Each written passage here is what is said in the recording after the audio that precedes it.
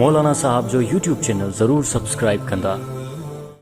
साईं हिकु हिंदू अगरि रोज़ा बि रखे ऐं नमाज़ बि पढ़े ऐं चवे त मुंहिंजो अल्लाह ते बि ईमान आहे ऐं रसूलुल्लाह सल्लल्लाहु अलैहि वसल्लम जे मथां बि ईमान आहे, छा इन खां बावजूद बि क़यामत जे ॾींहुं इन खां हिसाबु वरितो वेंदो या न?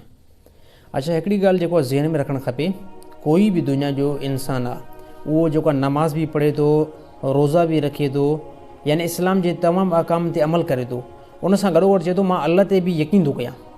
यानी अल्लाह जी ज़ात ते मुंहिंजो ईमान आहे।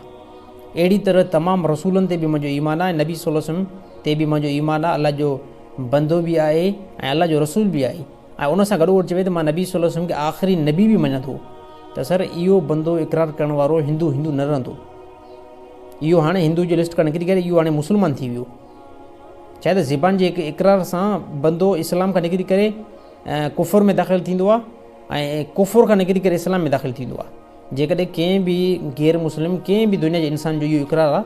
त मां अल्लाह जे मथां ईमान थो आणियां, नबी जे मथां ईमान थो आणियां ऐं तमामु रसूलनि जे मथां मुंहिंजो ईमान आहे, क़यामत जे ॾींहं जे मथां ईमान आहे ऐं फ़रिश्तनि जे मथां मुंहिंजो ईमान आहे ऐं अल्लाह जी जहन्नम, अल्लाह जी दोज़ख जे मथां मुंहिंजो ईमान आहे ऐं अहिड़ी तरह नबी सल्लल्लाहु अलैहि वसल्लम खे आख़िरी जेको मां नबी जेको आहे तस्लीम कयां थो,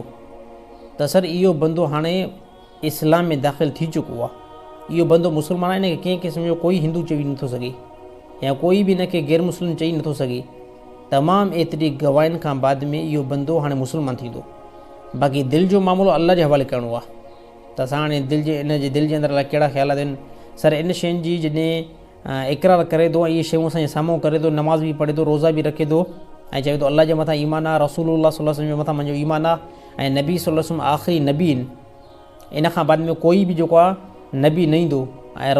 रिसालत जो दरवाज़ो जेको आहे बंदि आहे, त इहो बंदो हाणे इस्लाम में दाख़िल थी चुको आहे। त इन खे कोई बि जेको आहे हिंदू नथो चई सघे। बाक़ी रहियो मसइलो हिसाब किताब जो, हिसाब किताब जेको आहे हर हिकु बंदे सां उहो थींदो, त क़यामत ॾींहुं अल्लाह जी अदालत लॻंदी ऐं हिसाब किताब जेको लाज़िमी थींदो उहो अल्लाह ताला कानून ॿुधाए त जंहिंजूं नेकियूं जेको आहे ज़्यादा थियूं त उहो जेको आहे जन्नत में दाख़िल थींदो ऐं जंहिंजूं बदियूं जेको आहे ज़्यादा थियूं यानी गुनाह ज़्यादा थिया त उनखे असां जहन्नम में दाख़िल कंदासीं।